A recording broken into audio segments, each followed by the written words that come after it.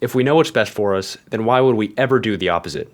Practically every day, we do things that we know are wrong. Whether it's eating unhealthy junk food, scrolling social media instead of working, or giving into harmful addictions, we often perform actions that we know are detrimental to our long-term well-being. My question is why? Aristotle explores exactly this in the Nicomachean Ethics. The book examines how to be happy, and in chapter 7, Aristotle explains why we behave in ways that are contrary to our deeper life goals. His framework is just as applicable to our lives today, and understanding it can help us to make wiser, more intentional decisions that align with our deeper life goals and can help us to live happier lives. Let's get into it. Alright, so I've got a PDF version of the ethics pulled up here. This is the W.D. Ross translation. And before we get into it, I want to give a quick overview of what the book is about. So here, Aristotle is exploring what leads to a happy human life. And of course, an important aspect of living a happy life is being able to consistently perform actions that align with our deeper life goals. And a lot of the time, success in being able to do that simply means resisting temptation. And that's what Aristotle spends chapter 7 speaking about. And that's what we are going to get into in this episode. So Aristotle begins with an interesting question. He writes, how can a man who judges rightly behave incontinently? And incontinently in this sense means lacking self-restraint. He says that he should behave so when he has knowledge, some say is impossible. For it would be strange that if, when knowledge was in a man, something else could master it and drag it about like a slave. Because especially in the ancient Greek world, knowledge was considered the highest attribute of man. And so for someone to have knowledge and something else like desire to drag that knowledge about like a slave, Socrates thought that was impossible. And as he said, no one, when he judges, acts against what he judges best. People would only act wrongly out of ignorance. But as Aristotle points out, this view plainly contradicts the observed facts. And this introduces the problem that Aristotle is exploring. If we know what is the right course of action, then why do we sometimes go against it anyways? For example, let's say that we want to lose weight, and we know that to lose weight, we have to go on a diet and eat healthy. So in this case, we know what it is that we want, which is to lose weight. We know how to do it, which is to eat healthy. But why do we see it all the time in ourselves and in others that despite knowing what it is that we want, knowing how to achieve it, we simply don't perform the right action? This is exactly the question that Aristotle is exploring and what I want to help us understand in this episode. So to help answer this question, Aristotle explores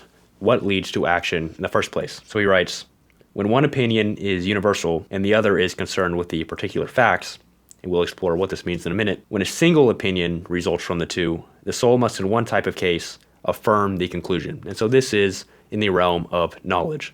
So for example, if we have a universal truth that all mammals are warm-blooded, and then we're presented with a particular animal, in this case a dog, the conclusion is that dogs are warm-blooded.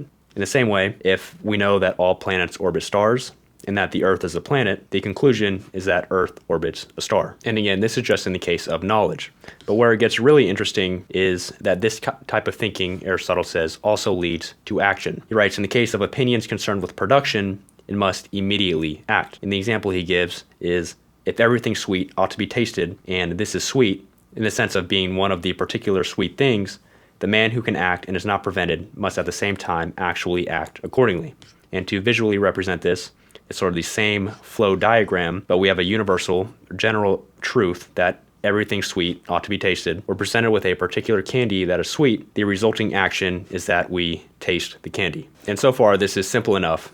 But where it gets really interesting is that there are many occasions where there are multiple universals that can be applied to a particular. So for example, when there is the universal opinion present in us forbidding us to taste, and there's also the opinion that everything sweet is pleasant, and then we're presented with a particular that this is sweet, we now have two competing universals.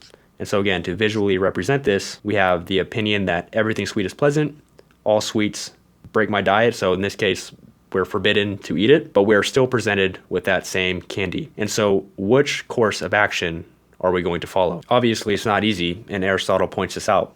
He says, when appetite happens to be present in us, this is when a man behaves incontinently, is under the influence of a rule and an opinion, and of one not contrary in itself. And I really want to highlight this last blurb here of one not contrary in itself to highlight the fact that this route of action is logically true.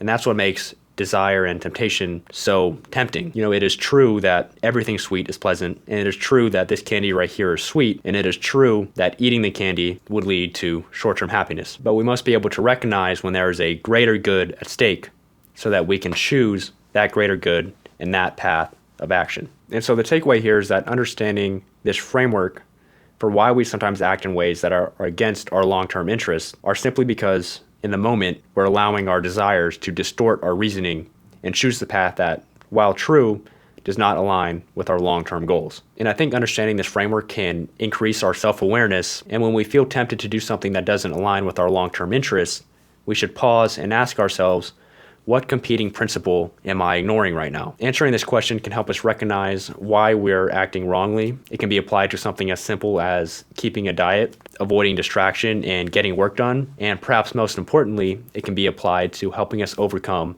harmful addictions. For this, I'll use a classic cigarette example. Let's say that you're addicted to cigarettes and you want to stop. On the one hand, you know that smoking cigarettes is pleasant. On the other hand, you know that they're unhealthy and you want to stop. And so when you're presented with a cigarette, I think it can be helpful to recognize these two different universals, and through recognizing them, it is easier to pick the right path that aligns with your long-term goal of quitting smoking. And that will lead to the right action to not smoke the cigarette. And of course, this doesn't just apply to cigarettes, it applies to all sorts of addictions. If we're able to take a step back and think about which two universals we're being presented with, it can help us to better choose the right one, which leads to the desired outcome that aligns with our long-term, deeper goal. And I've only given a few examples here, but I think Aristotle's framework is so interesting in helping us to understand temptation, because it shows that temptation isn't just a simple battle between our reason and our appetite. In a way, our appetite distorts our reasoning because it shows a path of action that is true. In the cigarette example, it is true that smoking cigarettes is pleasant. It is true that if I smoke this cigarette here, then I'll feel a temporary boost of pleasure or happiness. And that's what makes it so tempting. It's that it's true. But where wisdom comes in and making the right action is recognizing that there is a deeper, higher long-term goal. And if the happiness from achieving that long-term goal outweighs the happiness, or happinesses, plural, from achieving the short-term goal over and over again, then it is the wise and prudent decision to pursue the action that aligns with our deeper long-term goal.